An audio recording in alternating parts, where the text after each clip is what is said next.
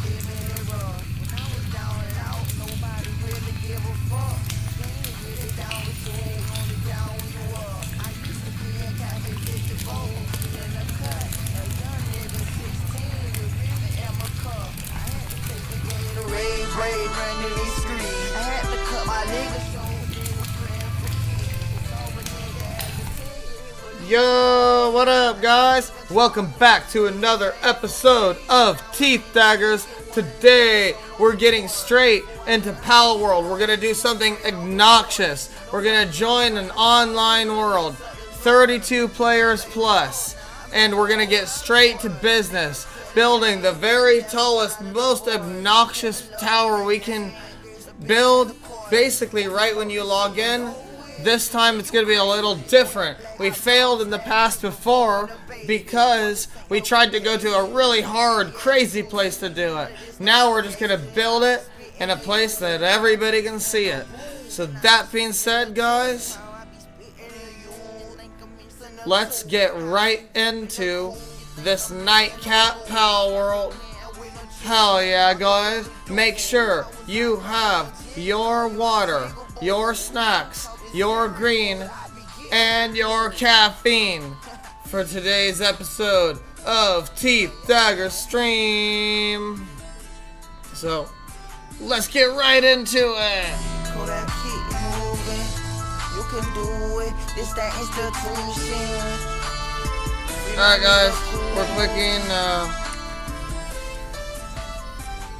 Alright guys, we're clicking join multiplayer game. Click OK. Higher number of players will make you lag more or whatever. We gotta look for a lower ping. Damn, all these pings are 200 today.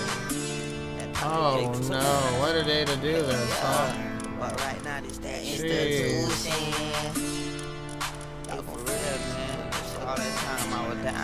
I should have looked at the ping before usually the pings aren't this high. I don't know why they're so high today.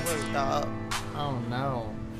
For all that time when I was lost, left stranded. See, I don't even do this for myself, for my family. Alright guys, we're just gonna pick the highest number of players for this circumstance.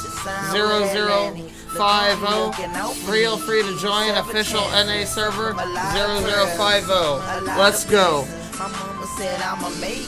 And you guys know what we do during the loading screen. I already said I hope you have your green. 3, 2, 1. Cheers. Burr, burr, burr, burr.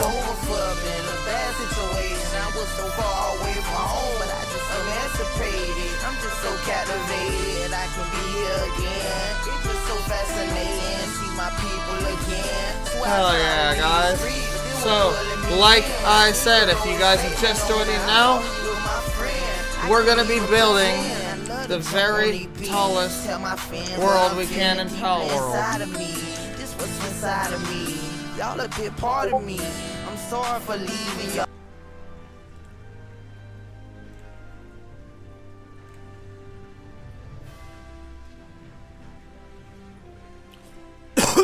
Or not the tallest one, but the most obnoxious one. It won't be in the starting zone. Oops.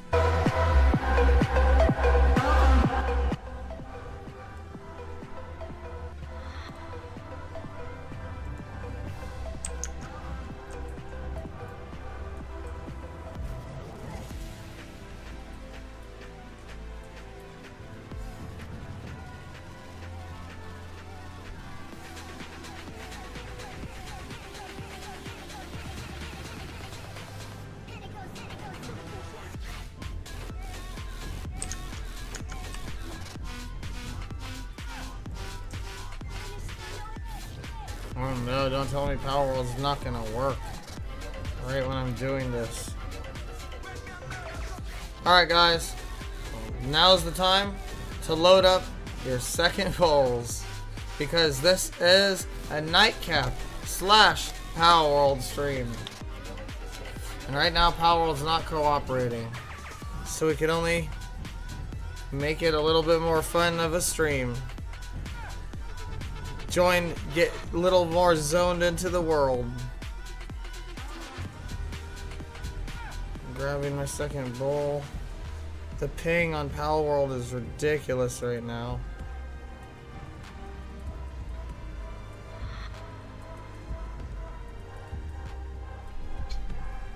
This is a sativa bowl I'm smoking, but when we get into Pal World, I'll be starting to smoke indicas. Sativa and a water.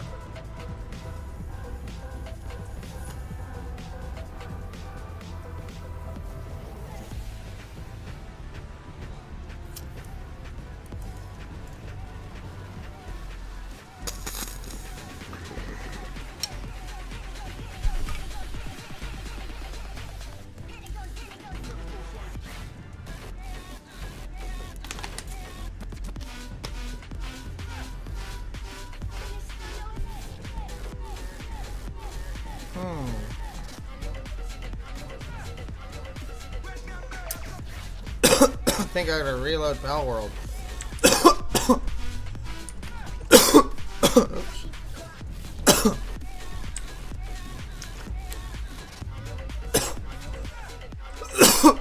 Damn it.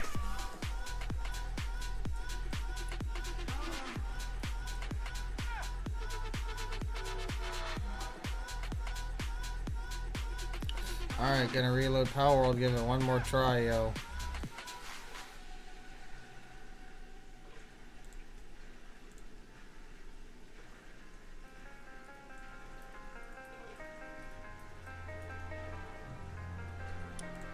I loaded up quick.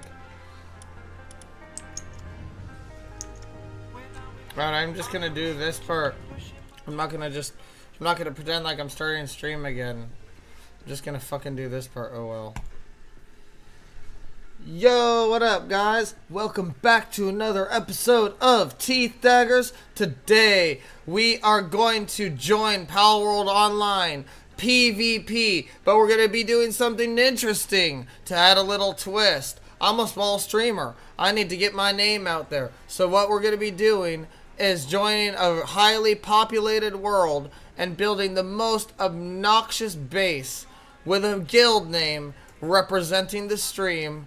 It's gonna be crazy. We might not do it at the very first start of the starting world. We might venture off someplace, but it's going to be someplace everybody can see. And if you've seen this before, we've failed in the past because we've tried to make it to dangerous zones. This time we're not going to go to a dangerous zone. We're just going to go start off right away, seeing what we can do, how fast we can build the most tall, biggest, obnoxious house, Teeth Daggers Guild. Let's get right into it. Alright guys, so we're gonna click this, join multiplayer game, and we're gonna join one of these official NA servers. We're gonna join the one with like the most people, lowest ping. It's probably this one, 31 out of 32 and 102 ping. I'm gonna have to check what world that was later, because I wanted to quickly get into that, guys. And you know what we do during the loading screens, so this would be your moment to run to your refrigerator and grab your snacks and grab your water and grab your green and your caffeine for this episode of Teeth Daggers Palworld Experiment. Let's get right into it, guys.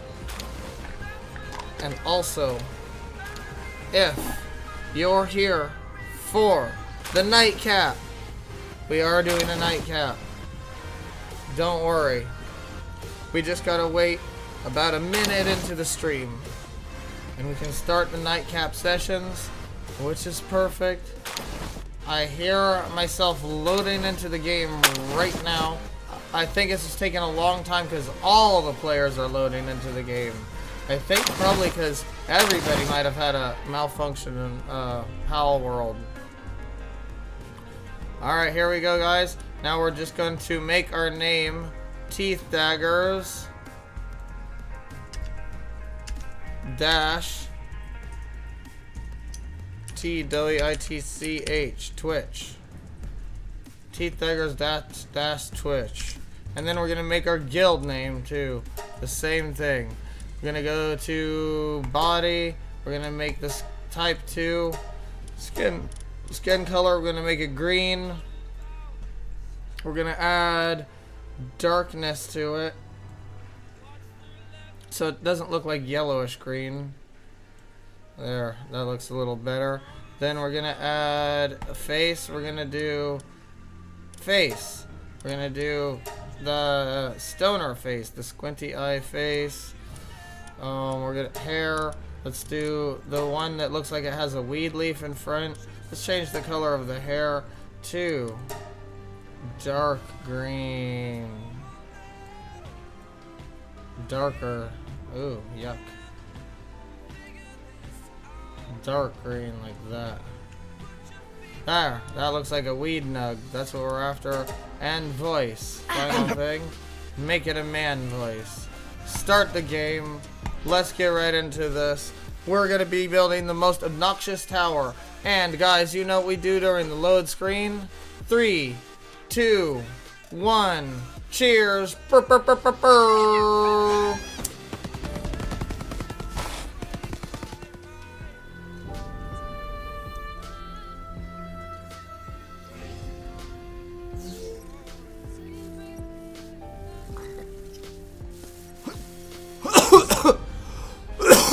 Bowl got clogged.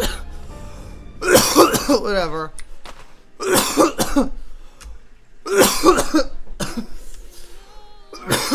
Alright, when you join online, it asks you to start in one of these zones. I think for our purpose today, we're going to start in the beginner plateau. Hopefully we get a lot of attention. Man, whenever the bowl clogs, it almost makes me cough. See, these people are building a big, huge house.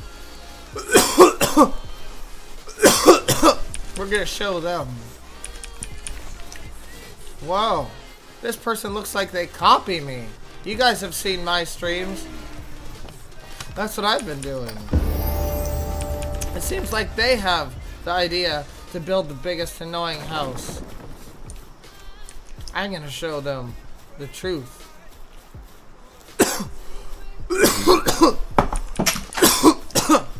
Wouldn't it be funny if I build it further down here and bigger than that guy's house? Gosh. Alright guys, so the first thing we need to do is collect as much stuff as we can. Basically power level our guy. Collect all the rocks, mostly wood. We're gonna keep running, just collecting this free stuff. Unused stat points. we'll probably go ahead and put those into, we'll probably put the unused stat points into weight.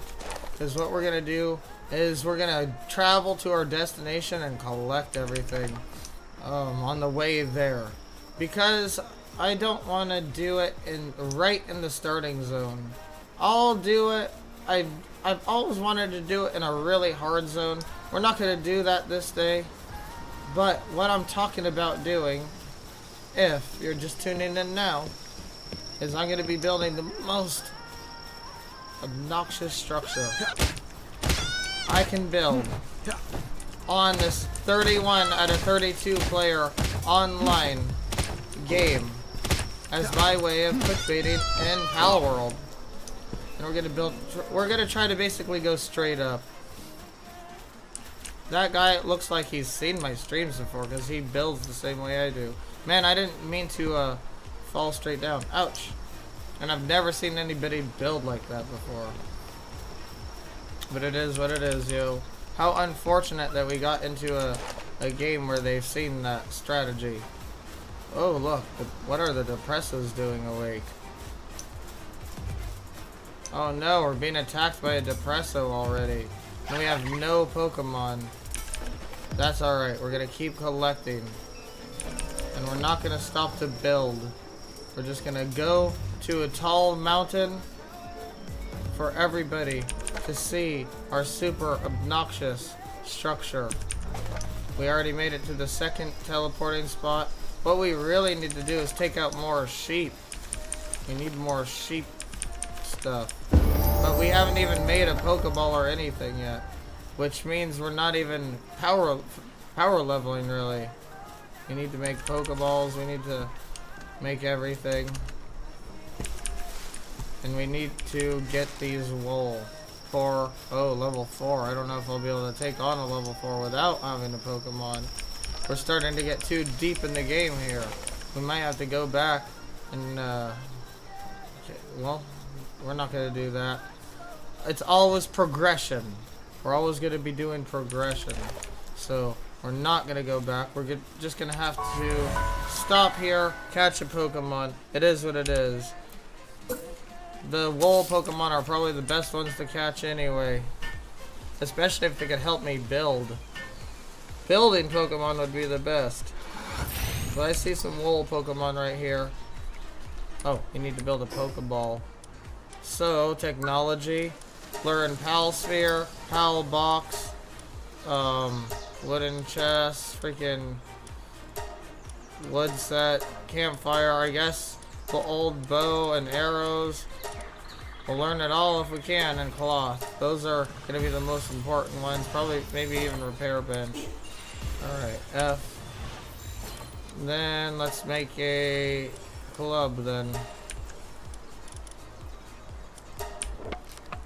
Nice, club's nice, easy to make. And then we can start our power leveling. Let's start by catching one of those wall creatures. Or we can't even make a Pokeball yet. We need... Let's see if we can make the thing we need this. To mine the rocks to get the Pokeball stuff. Alright, let's get that. What else can we make though? We might as well make it all while we're here. Nice! Stone axe.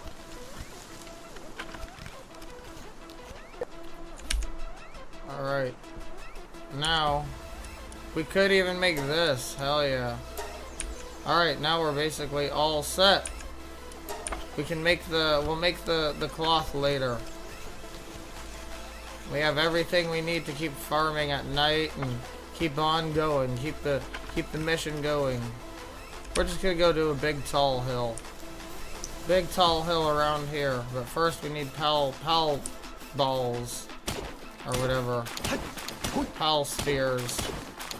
Man, I don't know if it's the best idea to collect the rocks. Because I just need the pendulum fragments. That's what I need. That's all I need. Alright. Whatever. I mean, I need 3 of them and I only have 1. Yeah, these rocks aren't they're not the best way to go. But now maybe I have 3. Watch me, out of all this rocks, be able to make 1 pal thing. Max. 3, nice. Alright, here we go. Hopefully we can catch 3 pals with 3 balls. With 3 spears.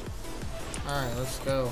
Let's go get ourselves some wolf pals. Some pals with wool. That guy was trying to creep up on me? Huh. Okay, there's an ice pal. We definitely need that. Wait. Oh, I thought that guy was level 5. I was like, what the fuck, level 5? Alright, let's get this level 5 ice pal. We will need him eventually. Because if I do progress in this world, I'll make my base in a scarier area. Ooh, a building pal too. Fuck it. Let's get this building pal.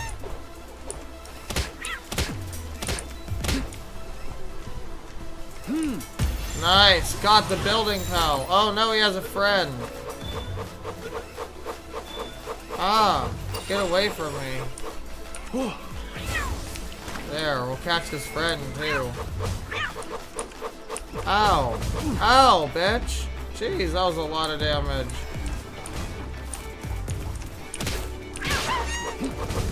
Yes, he got him. Yes, got the other one. Woo! Quick leveling, here we go. And level 4. Now let's use our unused stat points. We really need to. Enhanced stats. Let's do weight and stamina. And weight and stamina. And okay. Hey. Motherfucker. Try to attack me. Yeah, right. Now we actually need to go get some wool pals, though. Well, we don't need the wool pals. Whoa. Why don't we catch this level 10 pal?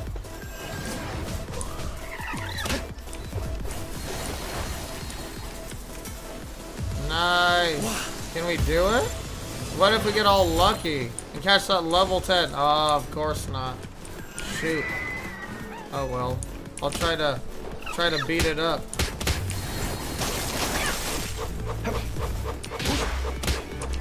It'll kill me in 1 hit though, I gotta be careful.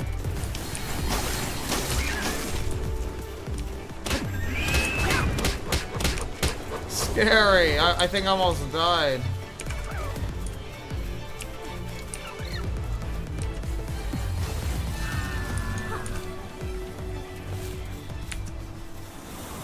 Nice. Yeah. That didn't count as our kill though.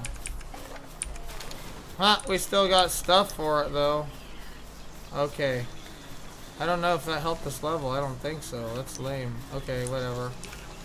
We're out of Pokeballs now. Now we gotta farm this. We're not so much for speedrun here. We're just doing our best though. We need more Pal Balls. We need to find some sheep. That's what I'm having trouble finding. We might have to ignore the sheep and not even catch any more pals and just try to get to our destination, yo. Just try to get to our destination. It might be about time.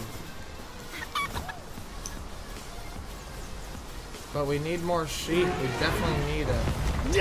Ah! Who the fuck killed us?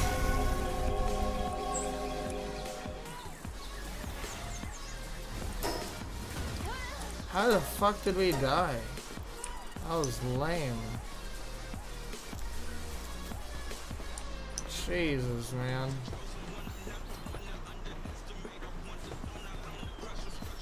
How come now I'm all hella laggy. Collect them before somebody else does. Oh, there's a sheep. Nice.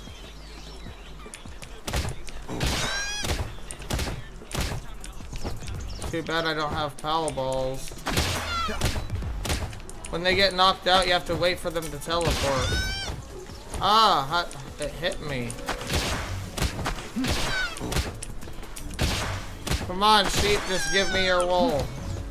You're a worthy sacrifice. Alright, let's go get our items, I guess. Where are they? Over there? Nice. Now we'll have enough wool, I believe. Or maybe almost enough wool. What? What happened?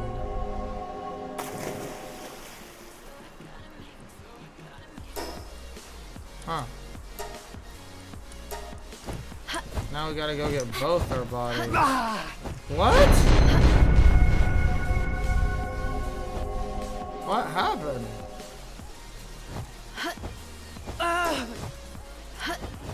Now we gotta go get both our bodies.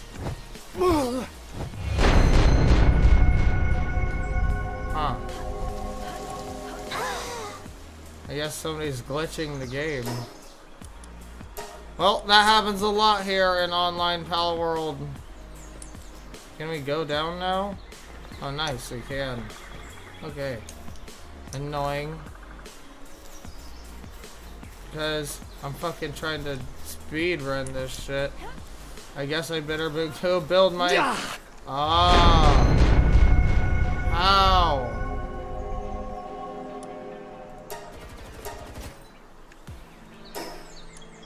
How is that even fun for anybody to do?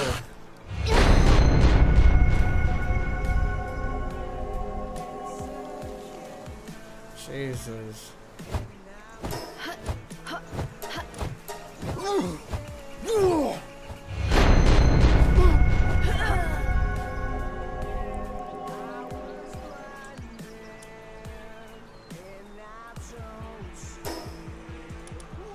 I wonder if I spawn over here, they can kill me.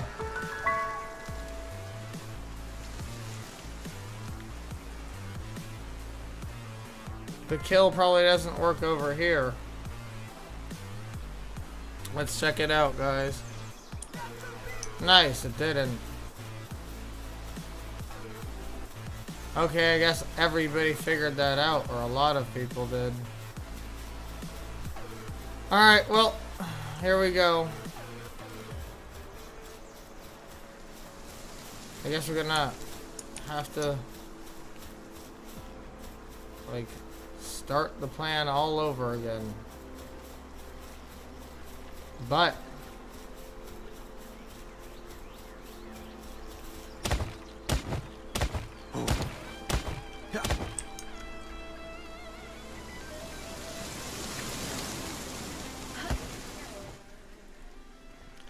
hell yeah, guys, if you like that episode of Teeth Daggers Getting Hacked, make sure to like this video and subscribe below!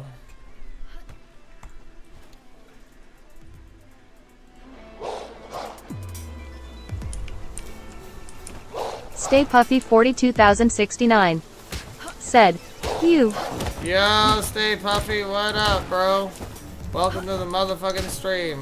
So if you missed, a bunch of hackers just destroyed the plan I had. And we're gonna have to do the plan tomorrow. I was trying to do a quick stream tonight because I have to freaking wake up again at 6:45. And when I got home, I wasn't used to, like, waking up so early, so I freaking just pretty much just passed out, but I mean basically. And so, like, then I edited a video real quick. And now I plan to, since my plan wasn't working of building like a tower in a really intense spot, really obnoxious spot, what I did was I joined Pal World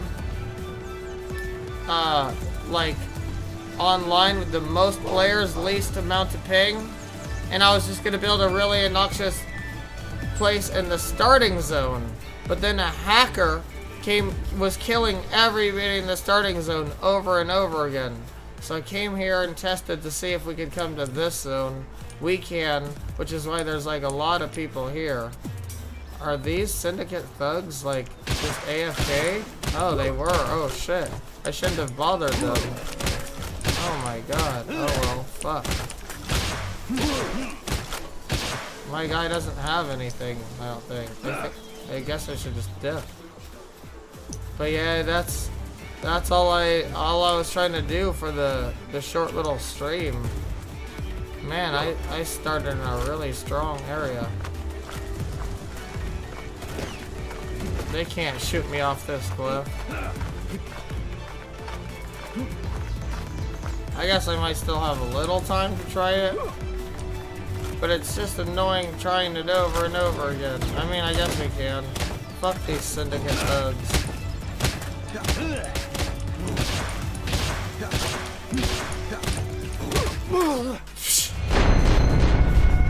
But we are also doing a nightcap. So you didn't show up for nothing. But I thought it was going to be a pretty cool clickbaity idea if I built the biggest, most annoying tower in the starting zone, basically. Not in the start zone, but in a place that they can see off in the distance from the start zone, basically. What time is it? I'm 11:18. I better fucking go to bed, but we can do some nightcap sessions. Unfortunately, that was the end of Pal World, and we can go into the rest of the nightcap, guys. I'm sorry for the shorter stream today. Tomorrow will definitely be a longer stream, but the stream's not over. It's just switching to a different theme of the stream. Edit stream info. Just chatting.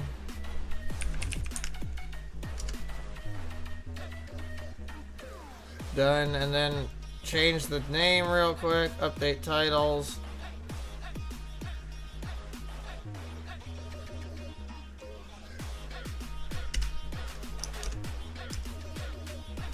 Plus update all. I think there was something to do a quick reaction to. I know for sure I had something to. Should we react to oh, I know what we should react to. You guys liked it, surprisingly, the other day. Alright guys, we'll be reacting to a video, and I know exactly what.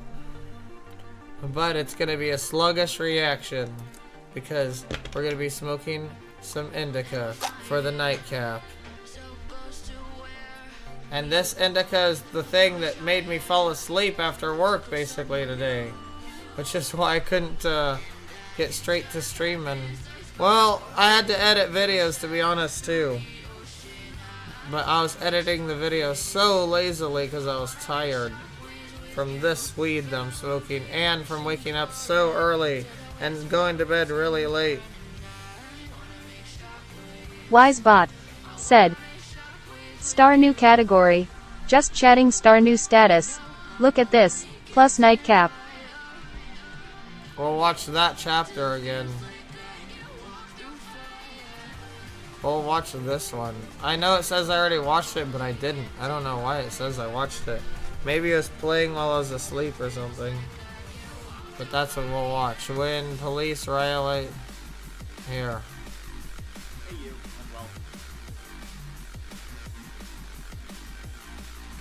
Guys, I hope you're getting your nightcaps ready.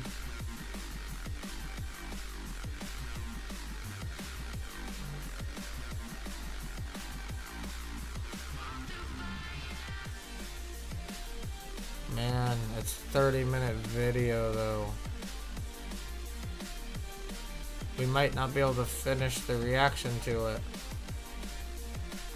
I didn't realize it was 30 minutes. Okay. Well, we'll see. Let's try it. And what else is it gonna do? I think that's it. Oh, copy this. Go to dashboard.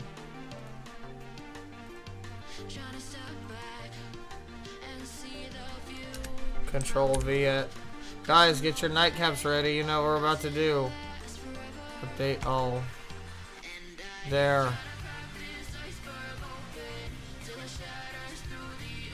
Wisebot said, Star new status. Look at this. When police realize the missing hiker is a killer plus nightcap. Watch, now we're ready.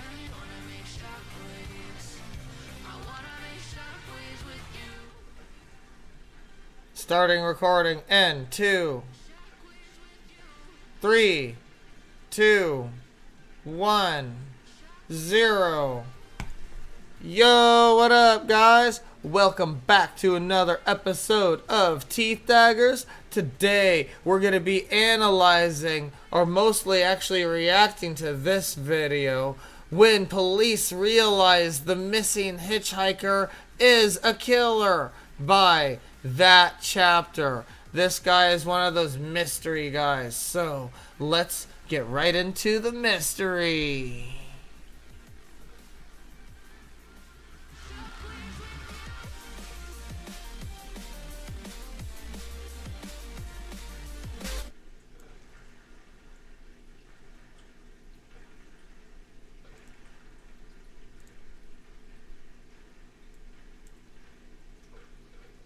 Welcome, my name is Mike, and in this old video I have for you 3 stories, all linked together by the Appalachian Trail, if you can believe that. We get a frightening stalker, an unsolved mystery, and a terrifying satanic killer in the woods. There's something so mysterious and spooky about the forests and the woods, and these 3 stories have that in spades. None of them will have you, running out the door to get your hiking boots on, I guarantee it. Please subscribe to see new crime videos every dang week. Now, let's give it a go.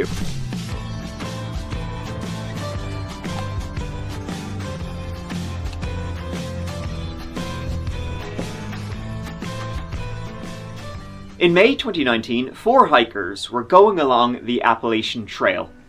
This was in western regular Virginia in the George Washington and Jefferson National Forests. They were setting up camp there, the 4, that evening. They were all strangers to each other, or had been. But they began bonding with each other, getting to know each other, and that night they were setting up camp together. And they would be linked together forever by what happened. See, as they had been hiking, they all had separately heard rumors of this strange and dangerous guy who had been in the area. No one knew who he was or what his story was, just that you'd rather not bump into him if possible. They knew his name was Sovereign, which was this guy's trail name. When hiking the trail, everybody gets their own, trail name. That's what you're known by. You can't pick your own trail name. You have to be given it by, some habit you have. This guy, it appears, had picked Sovereign himself, and by how he was acting, nobody's going to argue with him. For example, of those 4 camping there that night, one was named Stronghold. Real name Ron Sanchez. So I'm so confused. So did they know about this guy out there in the woods with them? And what is with this thing with trail names that you can't choose it yourself? Like, who else is out there in the woods? Is this like a whole thing that I don't know about? Or campers know everybody in the camping world and they're like, hey, you are a little squash, man. You're squash, man. You like to squash the beef, and you like squash. And so you're little squash. And then what if he's like, no, I don't like that name. They're like, I don't get this whole, what is he talking about? This whole trail name thing. I love this guy, but it makes it kind of like a funny topic. So this is not supposed to be a funny video, you know what I mean? And so that's my first analysis. Is that's interesting information, I guess. And now I'm confused. Ron was a military veteran. He had done 3 tours in Iraq, and after returning from the last one, he would say he was in a very dark place. Okay, let's see if the trail names matter. Let's see if they end up mattering. As a combat engineer, he had suffered some major injuries to his knees and his back, and he had witnessed some of his close friends getting hurt and even killed. He was discharged from the military in 2011 after 17 years, and he was diagnosed with PTSD and major depression. He was really going through the ringer. He found it hard to leave his apartment, he avoided people, and things were getting worse and worse until, big dogs, he found strength through walking. First just down to the store, then going fishing. He met his girlfriend on a hike in Arkansas, and now in 2019 he was determined to undertake the Appalachian Trail. He wanted the solitude, and Oh, that's why, because it's like intense trail hiking.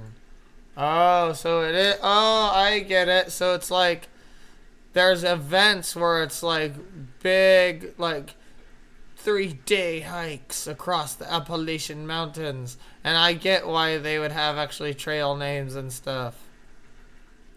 And there would like lots of people, but only very few pass the test. he needed a place to think. And so in January of that year, he set out from the southern end of the Appalachian Trail in Georgia. He actually ended up quitting, thrown in the towel midway, but after a few weeks back home in Oklahoma, he was like, See, a few people only pass the test. can't get it out of my head, I need to get back there and finish this. He was a lad who saw things through, fair play to him. He was feeling, for the first time in years, optimistic and hopeful, ready to talk about, the things he had been through and healed. Another member of that four-person group was Kirby Morell, aka Turk. Kirby was from Canada, and she was calling her husband the entire time she was hiking by herself. She had just finished her master's thesis about sea lettuce, if you can believe that, and, like Ron, she too was hiking back north, planning to make it all the way to Maine before returning home. She'd been hiking for a few months at this stage, but she had actually ran into trouble just a few days earlier when a black bear stole all her food, and she too had been hearing reports about Sovereign stalking the area. See, these whispers had been passed amongst the hikers, going back and forth, saying, hey, listen, good luck to you, but just beware, there's like a really strange, weird guy out there. He seems, a bit cuckoo. Hikers would say he was a crazy sumbitch who was hissing at them, saying, he was going to kill them, asking if they wanted to die, brandishing a big fuck-off machete. He was saying he was captain of the hit squad. Fair play. In fact, on May 10th, she'd been eating at a diner near the trail, and looking at the window, she saw him. Images of him had been circulating on hikers' groups on What? Oh, okay. I was just about to say, but he said it before I could say it. I was about to say, how did she know that was him? But then, it's because images, he was just about to say, images have been circulating, and then she saw him. Social media. She even wrote in the trail register of the diner, I totally just saw Sovereign heading Nobo, northbound, from the window here. Beware, guys. For be advised, we received several calls about a male subject. They can't call the cops just because he's wandering around and there's rumors about him. Goes by the name of Sovereign. Then, after she left that diner, just a couple hours back in the trail, guess what? She met him.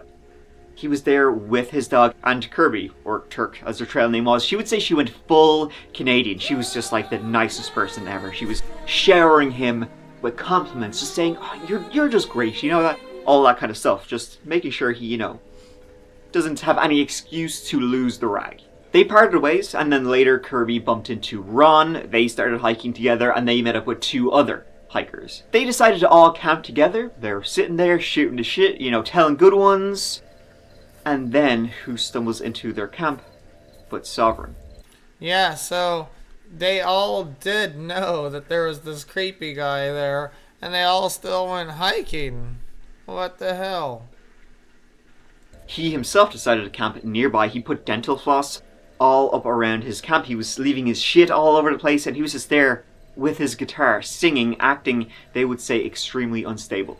Then, as they all retreated into their tents, he walked up to their camp, started circling it like... How could freaking singing with the guitar be considered unstable? And that being said, guys, we need to get our mind right. This is the nightcap, and it's about 5 minutes into the video. It's a nightcap, so we're going to do something a little special. We will be smoking during the video. I forgot to even mention that earlier, so...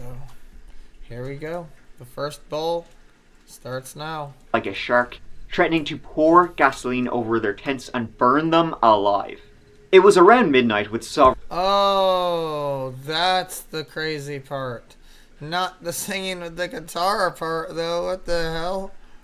just there the entire time whispering into their tents about what he was going to do to them, that they all decided, okay, yeah, time to go. They began packing up when Sovereign approached them with a machete. Now, two of the campers at this point said, we're out. They booked it into the woods. But Ron, Stronghold, he wasn't going to run. He tried to reason with him, but there's no talking with Crazy, and Sovereign began slashing and stabbing at Ron. Oh, jeez. That should have been the end of it right there, then.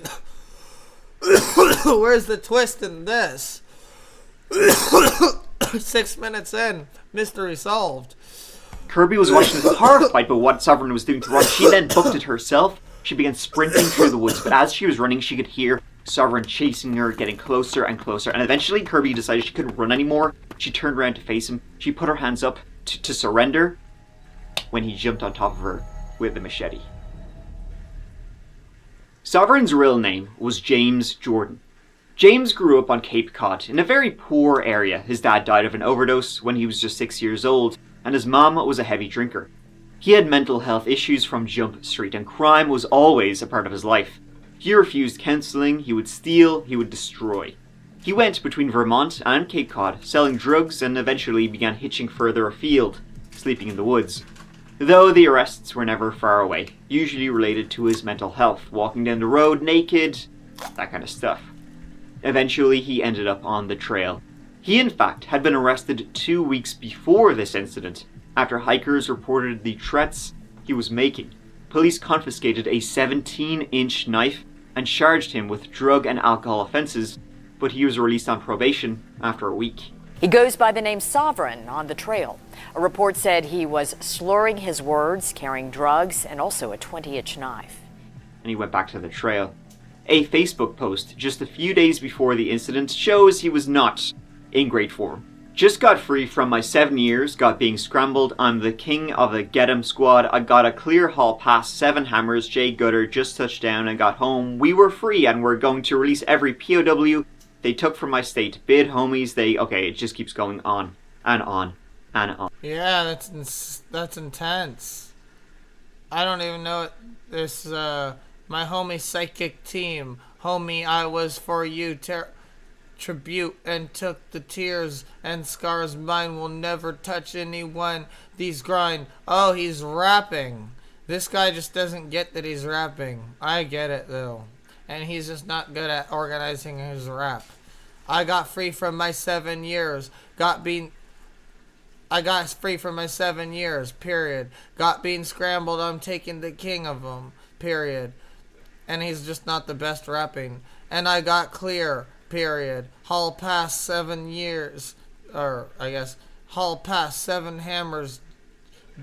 Oh, this is the part where he's going all fast. Hall pass 7 hammers. Jay Gutters just touched down and go. We free and we are going to release every plow they took from all our homies. They're coming home. My Psychic Team, they are coming home for you, and the tribute took the tears and scars. Mine will never go. Touchdown any one thing. Grind.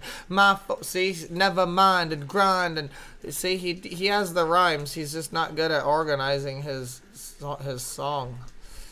He's rapping here. He's actually not blabbering.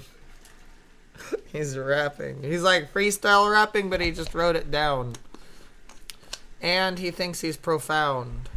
So it's like a bad combo. And it makes it look like he's rambling. But he's definitely rapping. I can see it. On. The 2 hikers who ran immediately, they were the ones who made it. They called 911 and they alerted the authorities about what had just happened here. The police, or a tactical team, they raced to the scene as quickly as they could, which was a 5-mile hike through the woods to get to the trail of where this had happened. Right, and as they were hiking, they came across another tent. Inside were 2 other campers who had heard what had just happened. They had heard the screaming and the shouting and the people running, and they were terrified. As you can imagine, they were in there terrified, hearing blood-curdling screams in the middle of the night. They were too afraid to even leave their tents. The police went, checked on them. As I said, they were scared, but they were fine. The police then continued walking towards where this incident happened, and as they did, they turned, they looked in a bush near where this tent was. They saw a man crouching in there. It was James Jordan. He had been stalking these two people as well. He was covered in blood and he had a big knife in his hand. It was pretty incredible timing that the police showed up when they did. And James Jordan, he surrendered to the police peacefully. 30-year-old Jim Jordan now under arrest in Virginia after allegedly attacking a couple on the Appalachian Trail. I don't get how you go that insane, like seriously, just insane at 30 years old. Stabbing. But then I do get it how you get it younger, because younger is just like freaking emotional issues getting to you, and then it actually gets to your mental state, because you don't have any, you think when you're younger you think everything's the end of the world, you think that's that, and because you hear all these stories that if you don't do this, and if you're not this way, and if you're not like this, then when you get older you'll just be a failure. But when you get older, you usually find out that that's not true. And Hazel_Nova2 said, "Hey Teeth Daggers, answer me on your Discord." Hell yeah, what up, Hazel? I will. I'll get to that, bro. But I can't pay for any work right now. I gotta pay for mods and stuff first. But this guy, but once you get to like in your 30s, Hazel_Nova2 said, "I am waiting for you." Hell yeah, bro. Thank you. But once you get into like your 30s, you're already past that stage of thinking that your high school life is the ultimate choices, and what you decide now will end your life. Hazel_Nova2 said, "Please give a chance." Will end your life in high school, or whatever that is. But these guys are like much older now. And so, I don't know how he went crazy after he got that stage, because you should have a stable mind by that point. And then, like, maybe when you get older, like 50 or something, you can become senile, or like other problems that have been in you can actually start coming out. But 30 is like such a weird age to go insane. Stabbing a man to death, severely injuring the woman. We went up there, and that's where we located the suspect and the victim. He wisely just surrendered himself. Ron sadly passed away, a man who had been through so much and was finally healing. It's no surprise he didn't run, he was nicknamed Stronghold after all. And Kirby, she made it. James had jumped on her, stabbing again and again. She would have more than 40 lacerations. Her face had been slashed to the bone. When he finally paused in the stabbing, Kirby, she played dead. He eventually got up and walked away, and Kirby, covered in blood, managed to get away from him in the night, blood gushing all over, holding her arm which was barely hanging on. 10 months later, she completed the trail. As for James Jordan, he was later found not guilty by reason of insanity. He was committed to a psychiatric institution and won't see the light of day until the court agrees he is no longer a risk to society. You know, it can be hard to track killers on the trail. It was kind of just like pure luck that the police actually bumped into James Jordan, or Sovereign, when they did, right before he was most likely going to attack other campers. But if you're not on the trail and you don't want to be tracked, what would you use? Why, NordVPN, of course! NordVPN is the bee's knees. Do bees have knees? I have no idea. That's a weird ass saying. But you know what I do know is that Nord is just great when it comes to researching the exact stories I'm telling right now. Literally when researching this, I had to use NordVPN because guess what? This content is not available like Nord's MeshNet, where you can safely connect to any other device in the world. Or how about a password manager, a data scanner, or Nord's threat protection that keeps you safe from any hackers, malicious websites, trackers, phishing, ransomware. Guess what? All that can take a hike like the people in this story are doing. Nord's goal is to make the internet better than it is today, free from online threats, censorship, and surveillance, which is like ding ding ding. So, become safer with a click by downloading NordVPN today, and if you use my special link, that is nordvpn.com/thatchapter, you can get an exclusive deal. Exclusive because guess what? Me and Nord were down at the water cooler just shooting shit, And they told me, it's just for you. Just for you. They like you. If you get a 2-year plan, you get an... Alright guys, moment of silence for the bull.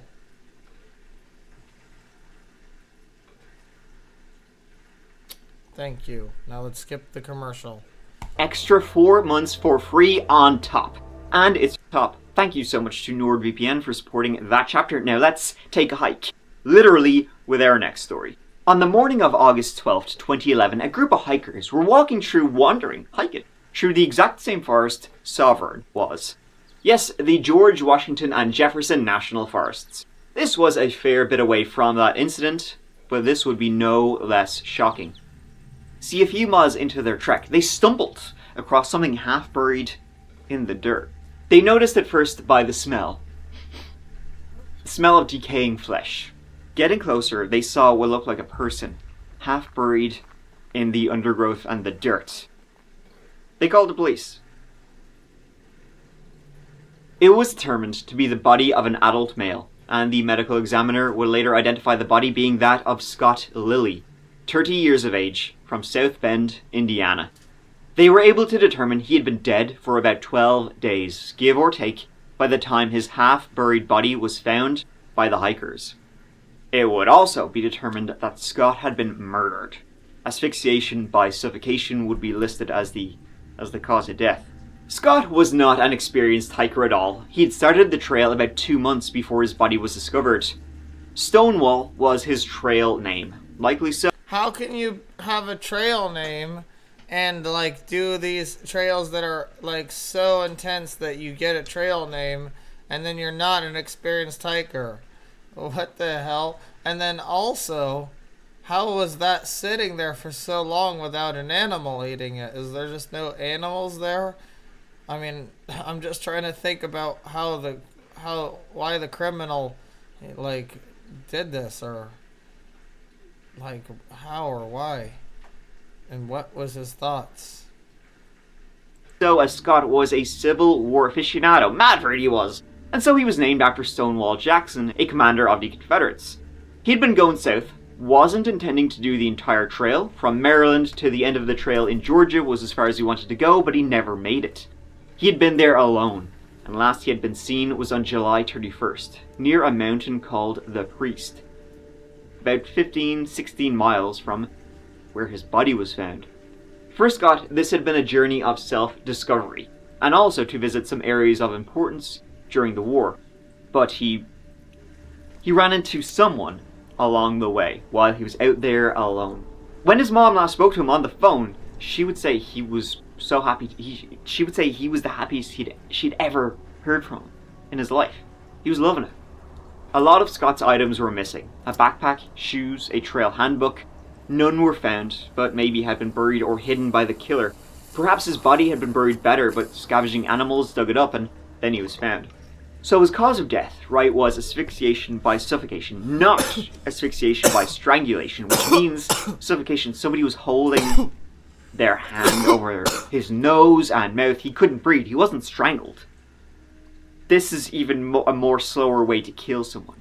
Whoever did it, they must have been pretty strong. Maybe they had snuck up on him while he'd been camping in the middle of the night and just held him down till he died. He did have items on him, but nothing of like extreme value that you'd be like, oh wait, I want that.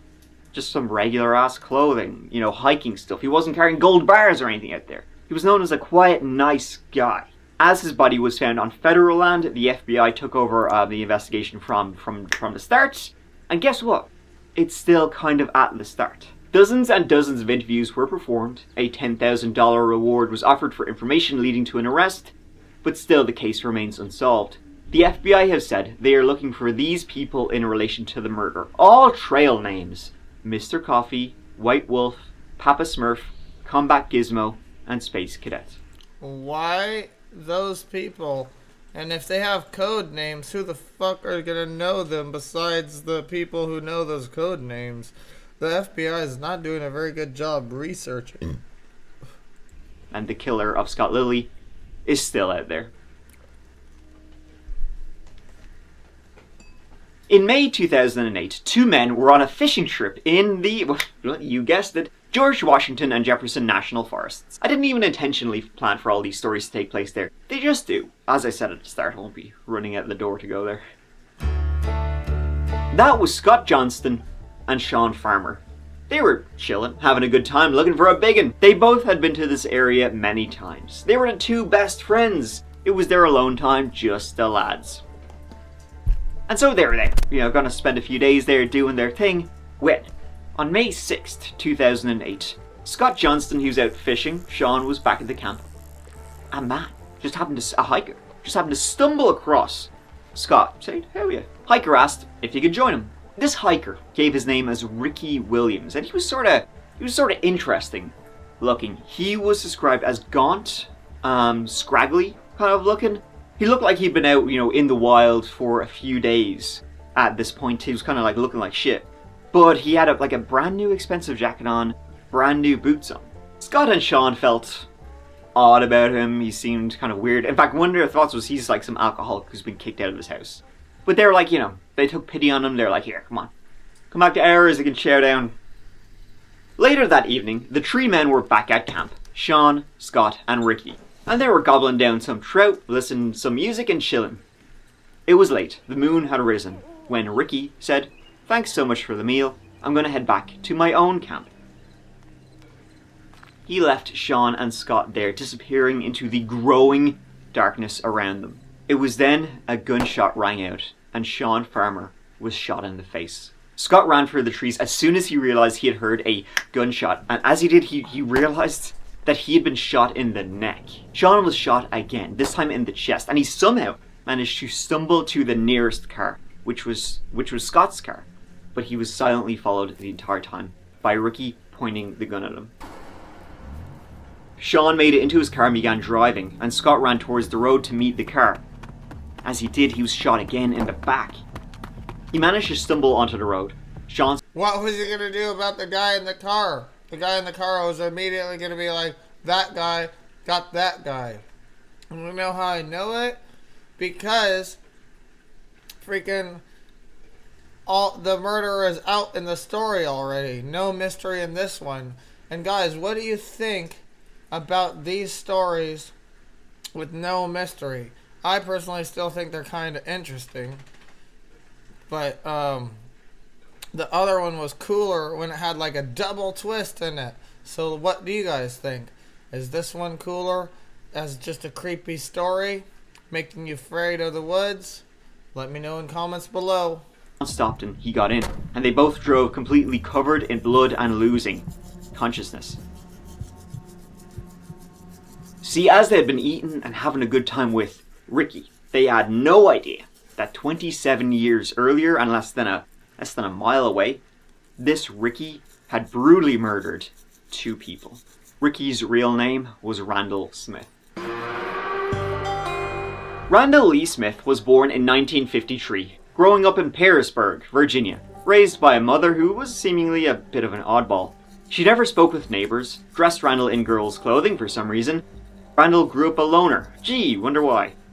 On weekends, though, he often took to the nearby Appalachian Trail. He was clearly more comfortable in the woods than he was fitting in with people, but when he did try and fit in with people, he was not very good at it. He quickly gained a reputation for just outlandish lies. Pure bullshitter. He would hole you with lies. How does he know all this? People began calling him L.O.R. for Lion Randall. He worked in various... How does he know all this? How much research did he have to do? Did he go and talk to the people and interview them? And if he did, he should have put that in the video. Jobs, never for too long, but he always returned to the Appalachian Trail.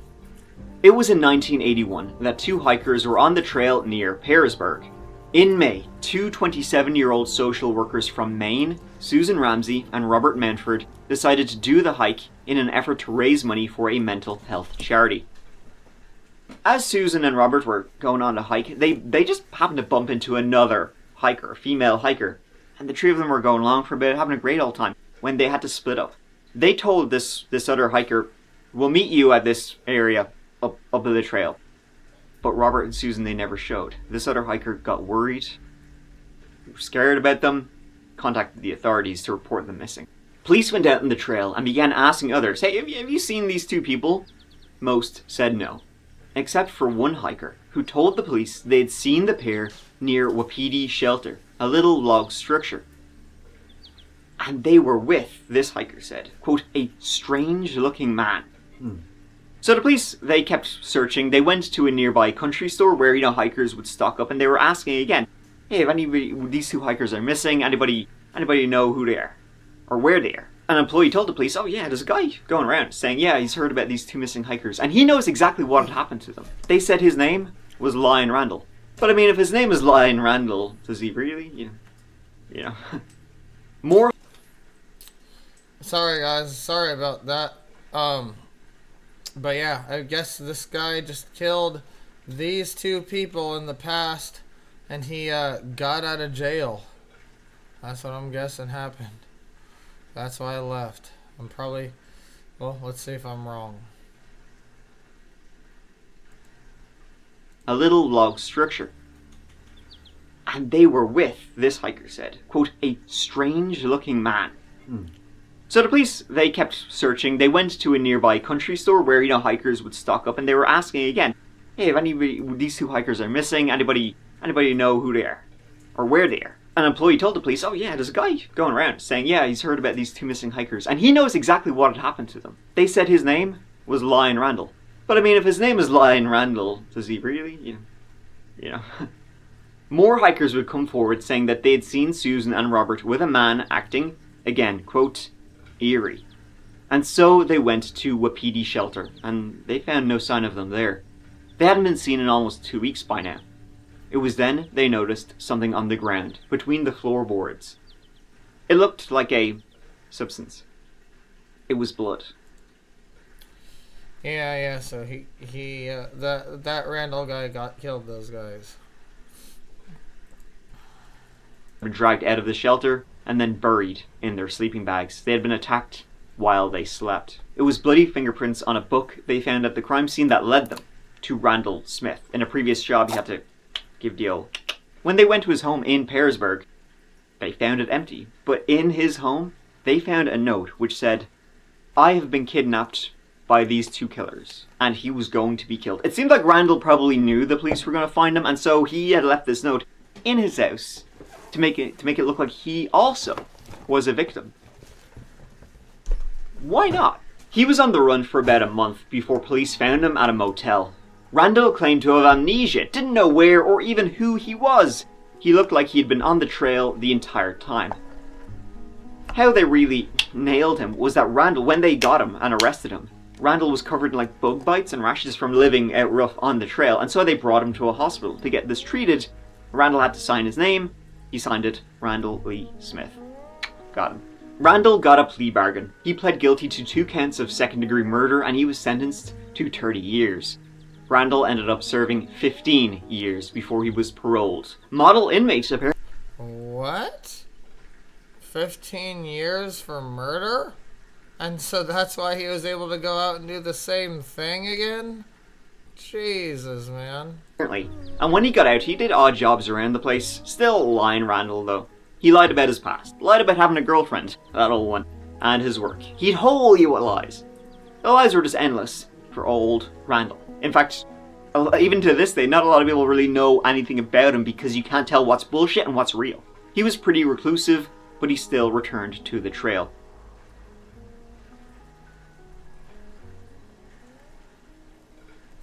Then, in the year 2008, his mom died. So, Randall packed up the house, packed up a bag, went out into the woods with his dog, and he was never seen by the people there again. Yeah, people started to notice. They saw mail started to pile up outside his house, and sort of like, "Jeez, where's all Randall?" Damn, he got all depressed and just dipped? Or was he like, alright, well, I guess I'm gonna just be homeless anyway? But he should have tried harder. They all knew he was a killer. But missing posters, they went up, word began to spread, even reaching the trail. But nobody knew where he was. That was until a few weeks later, when he stumbled upon Scott Johnston and Sean Farmer's fishing camp. Stumbled upon them carrying his .22 revolver. Scott and Sean managed to drive to the nearest town, barely. They were covered in blood from head to toe. Scott had to plug his neck with his finger. And we were all sitting around the fire. He was sitting here, Sean was sitting here, and I was sitting right here. And then he got up, right here, walked around Sean, got to right here, told his dog that was laying in front of my tent. He said, "Come on, boy, let's go." Went bam, bam. And I jumped on Randy, went bam, shot me in the back. Boom, then shot Sean again. That's where I ran behind right here. Yeah. I ran back and I got down back behind here, And then I walked around and went all the way down to the road. And then Sean picked me up down there about where they managed to That guy's gangster as fuck on the DL. pound on a house's door where the lights were finally on. 911 was called. Now, both Sean and Scott would survive. And at the scene, when the police and the EMTs and all that showed up, they asked for a description of who had done this to you. And Sean couldn't talk because he had been shot in the face. Scott told him he was an older, gaunt-looking fella with white hair. And one of the occupants at the house they had knocked at, he was like, ding, ding, ding, ding. He ran into his house, found an old picture of Randall Smith, and was like, is this him? Scott said, "I am 100% sure that is the guy who tried to kill us." In the meantime, a state trooper was driving in the area, hearing the reports of this attempted double homicide. As they were driving, they saw Scott's truck going in the opposite direction. That was the truck that had been left behind. Randall stole it. Upon seeing the police, Randall put the pedal down, tried to empty the gas tank, and he booked it. State trooper whirled around, went after him. After driving for just a couple of minutes though, Randall, in the dark, heavily forested area, his truck went off the road. He flipped. And that was the end of the chase. The state trooper got up to him, said he will always remember the look in Randall Smith's eyes. Just pure white, pure hatred. He was trying to reach for a gun, but he was upside down in the truck. He couldn't reach it. Randall was arrested and rushed to hospital. He remained there for 2 days until he was taken to jail, where, 2 days after that, he died of... That weird forest guy knew how to, be all badass,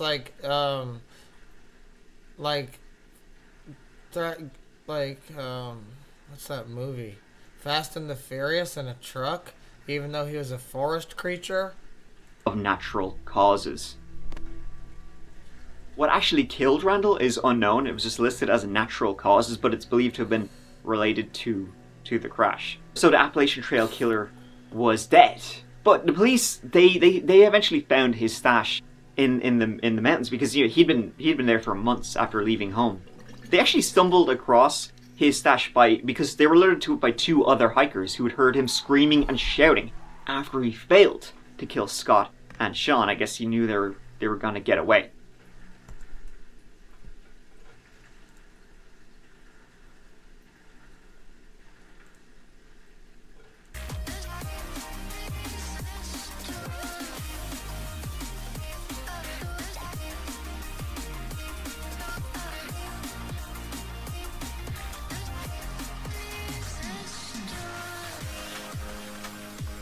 Oops.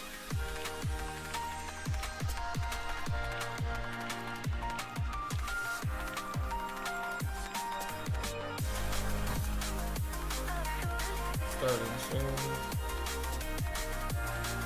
Hell yeah, guys. If you enjoyed that video and you want to watch the rest of it, it's called When Police Realizing the Missing Hiker is a Killer by that chapter. Make sure to subscribe to that chapter. Give it a thumbs up if you liked that video.